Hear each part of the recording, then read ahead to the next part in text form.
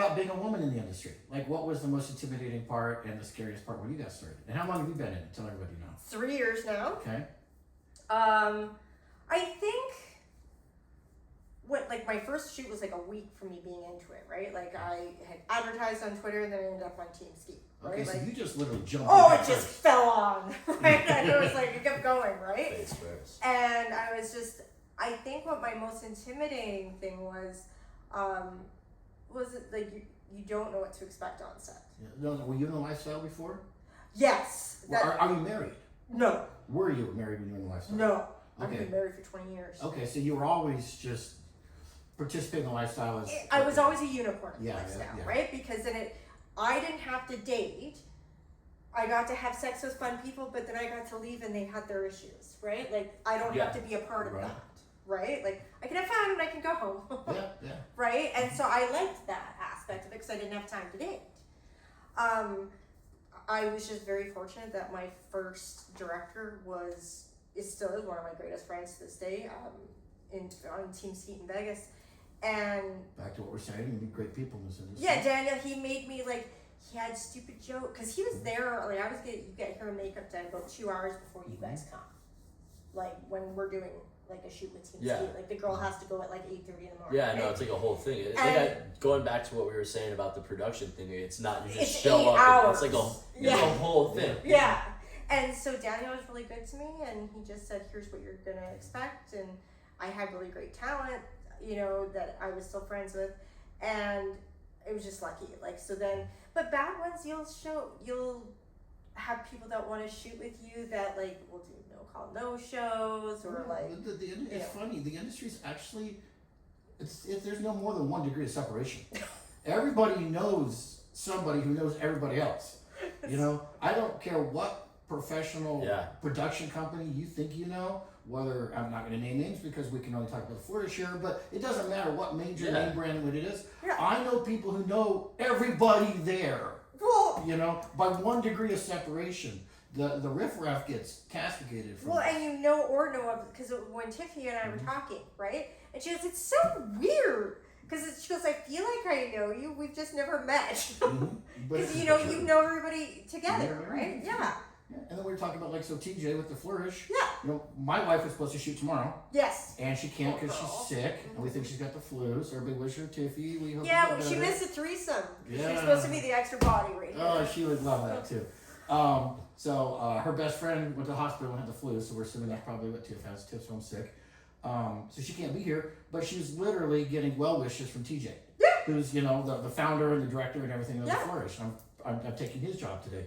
But yeah, so literally first name basis, texting, well wishes. Everybody wants her to make sure she gets better. Other people throughout our industry, everybody's wishing her. And it's like I don't think you would have that at a normal, regular corporate job. Oh God, no! I still work in corporate America going on 40 and years now. They're not going to be sending, not your coworkers and all your people aren't going to be sending you texts. Hey, I hope you get wetter, all that. No. It's not that family connection. A really good boss might, but definitely not a peer. No, exactly. But there's also the flip side of that in the industry. That it's sometimes you can have the tightest group of people that if they truly are your friends, that will reach out to you.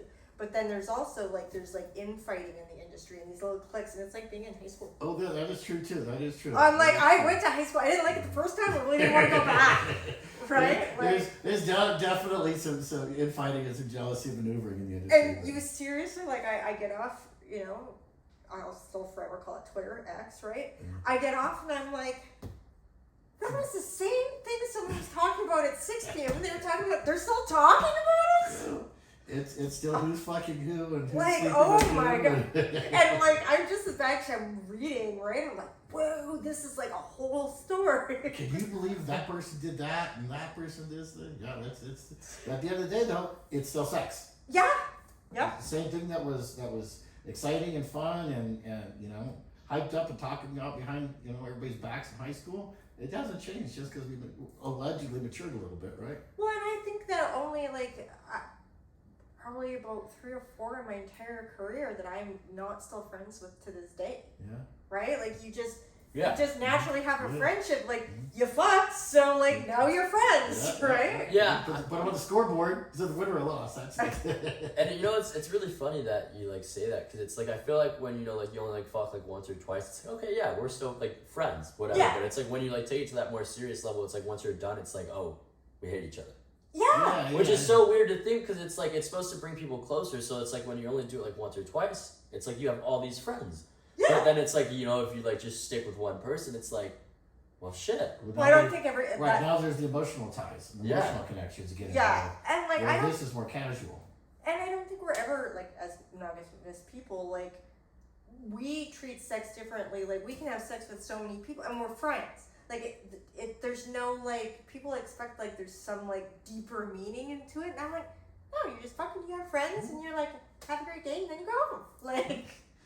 Yeah, but there's a lot to that though. But that's the expectations coming into it today. Yeah. Exactly. To a scene Yeah. It's good. versus, it's for a scene. versus you're actually looking for someone to date, and you're Especially, using sex and you're using intimacy to create a relationship, as opposed to you're having sex to enjoy someone's company, make some money. Exactly. Yeah, but I think that's like where it's like people need to like draw the fine line and like set expectations, like at least like within like the dating world. Like you have to like set expectations and understanding and like be very transparent like with everything, especially as a star, like when you're like someone that's shooting for like content companies and whatever, or you do OnlyFans or whatever. It's like you have to, you know, like make sure that you set the boundaries and expectations with someone like or whoever you're talking to.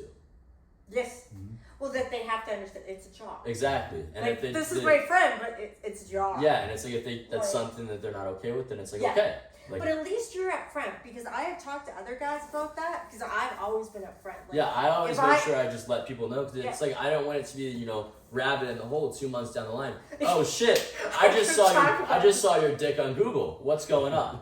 You know what I'm saying? Like that is gonna be a really awkward conversation versus at the very beginning telling them, and then they're going, oh, you're disgusting. Leave. Okay, I'm out of here. Okay. I don't have that awkward conversation. So let's talk about that for a second.